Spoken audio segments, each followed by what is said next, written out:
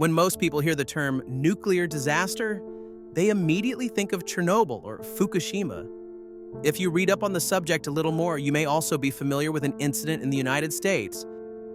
3 Mile Island, a reactor accident in Pennsylvania that triggered mass evacuations and permanently changed American energy policy.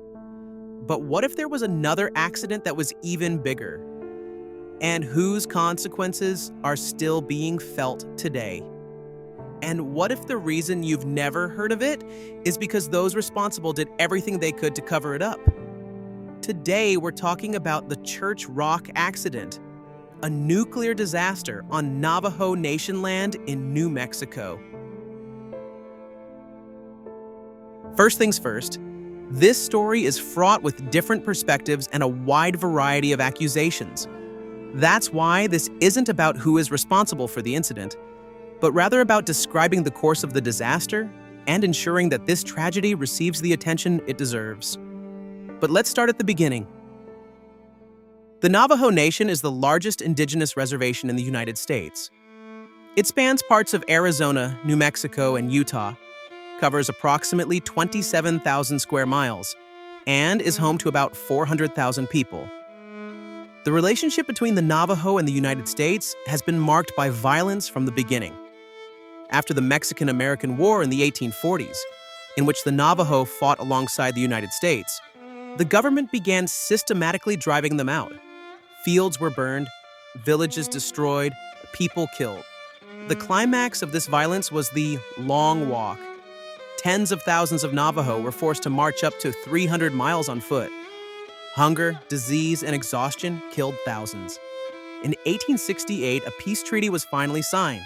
The Navajo were given land on the condition that the United States could use it at any time. And it was precisely this part of the agreement that would later become the basis for disaster. Let's jump forward to World War II. Oppenheimer is working feverishly on the Manhattan Project and needs vast amounts of uranium. And the largest, cheapest source of uranium at that time was located right under Navajo territory. Yes, the uranium for the atomic bombs dropped on Hiroshima and Nagasaki came from there. And after the war, demand continued to explode, whether for nuclear energy or for Cold War armament. By the 1950s, more than 750 uranium mines had been established in the Navajo territory, becoming the only source of income for most residents. Of course, no one explained the risks involved.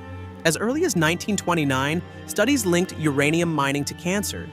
It was known that dust in mines was dangerous and that contact with the radioactivity made people sick. Nevertheless, workers were sent out without masks, gloves, or other protective equipment. Since uranium mining requires the removal of large amounts of rock, residents were allowed to take these rocks away and use them to build houses. The water needed for uranium mining was diverted into the nearby rivers. Rivers that the Navajo used to irrigate their fields and water their livestock. Even at that time, cancer, birth defects, and livestock deaths were on the rise. And yet there was still no information about the dangers. The Navajo were simply kept in the dark because they were cheap and good workers. In 1977, the Curch Rock uranium mill opened near Gallup, New Mexico. It was the largest facility in the region. The main problem? Radioactive waste, known as tailings. These wastes contain up to 85% of the original radioactivity, plus acids, heavy metals, and radionuclides. The solution was to be a tailings pond, an artificial basin that keeps radioactive sludge underwater and thus isolates it from the outside world. But such a pond can be quite expensive if you build it properly. Of course, for cost reasons, some things were omitted in Curch Rock. No waterproof bottom, a dam made of loose earth, and no analysis of the surrounding soil. And already in the opening year, the Army Corps of Engineers reported cracks in the dam. In 1978, they were bigger. They patched everything up with clay to conceal the cracks. Then, on March the 28th, 1979, the 3 Mile Island accident happened. As a consequence, nothing happened in Curch Rock. For months, they just continued to watch as the dam slowly gave way. On the morning of July the 16th, 1979, the dam finally burst. A 20-foot hole was created, and within just 2 hours, 94 million gallons of radioactive liquid and 1,100 tons of solid waste flowed into the Porco River, a river on which thousands of Navajo people lived. However, the Navajo population was not informed about this incident, and no residents were evacuated. Many continued to live their lives, fetching water from the river and letting their children play by the water's edge. But something was different. Children suffered burns. Animals died. The water turned yellow and foamy. The Navajo who lived closest to the river avoided the water, even though they did not know how great the danger really was. But what about the residents who lived further downstream? They didn't notice anything because the effects were immediately visible here. Yet even 50 miles away from the accident site, radiation levels in the river were measured at more than 100 times higher than what would be considered safe. At some point, warnings had to be issued as the effects of the disaster were becoming increasingly drastic in the immediate vicinity of Church Rock. So, warning signs were put up along the river, in English, in an area where the residents spoke almost exclusively the Navajo language Dene. Fresh water was delivered, but the quantities were far from sufficient. By then, even the groundwater wells had already been contaminated, and the governor still refused to declare a state of emergency. When it became clear what was really behind the injuries, illnesses, and deaths, the Navajo filed a lawsuit against the Church Rock uranium mill. After lengthy proceedings, an agreement was finally reached.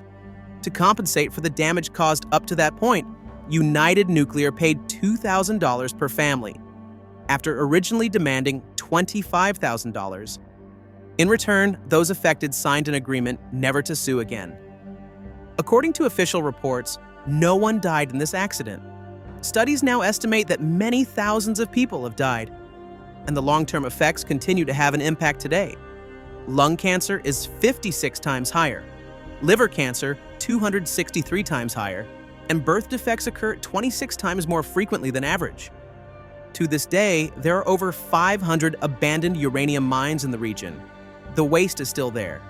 The Church Rock accident was one of the worst nuclear incidents in history, and the only one whose consequences people are still suffering from today. And yet, it has been almost completely forgotten or is unknown to many. Perhaps that was the plan. But now you've heard about it, and as long as we remember, the sacrifice of those people will not have been in vain.